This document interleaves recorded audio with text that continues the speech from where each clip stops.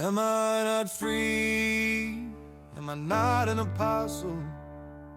Have I not seen Jesus our Lord? Are you yourselves not my workmanship in the Lord?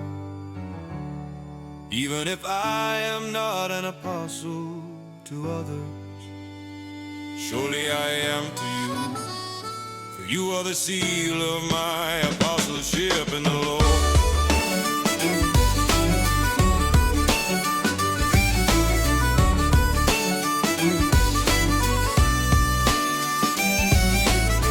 This is my defense to those who scrutinize me. Have we no right to food and to drink? Have we no right to take along a believing wife, as do the other apostles and the Lord's brothers and Cephas? Or Barnabas and I, the only apostles who must work for a living, who serves as a soldier at his own expense, who plants a vineyard and does not eat of its fruit, who tends a flock and does not drink of its milk? Do I say this from a human perspective? Doesn't the law say the same thing?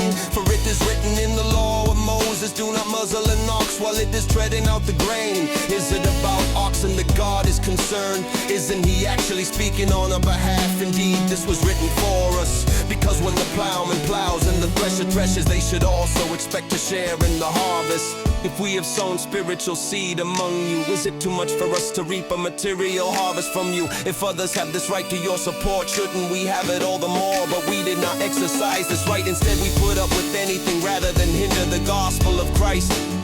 Do you not know that those who work in the temple eat of its food, and those who serve at the altar partake of its offerings? In the same way, the Lord has prescribed that those who preach the gospel should receive the living from the gospel. But I have not used any of these rights, and I am not writing this to suggest that something be done for me. Indeed, I would rather die than let anyone nullify my boast.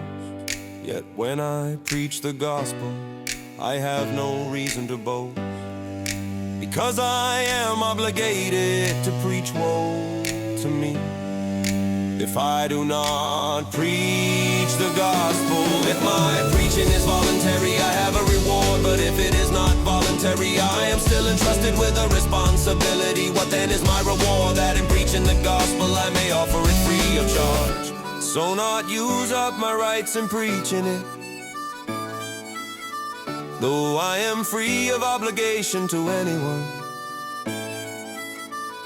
I make myself a slave to everyone, to win as many as possible.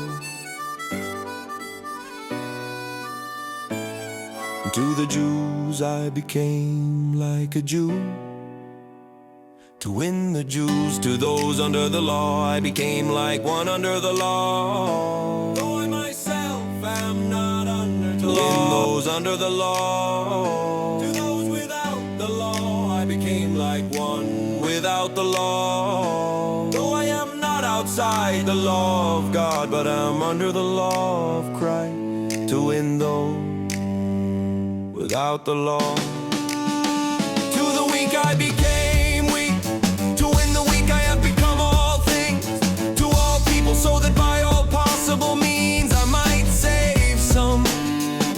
I do all this for the sake of the gospel, so that I may share in its blessing. Do you not know that in a race all the runners run, but only one receives the prize? Run in such a way as to take the prize.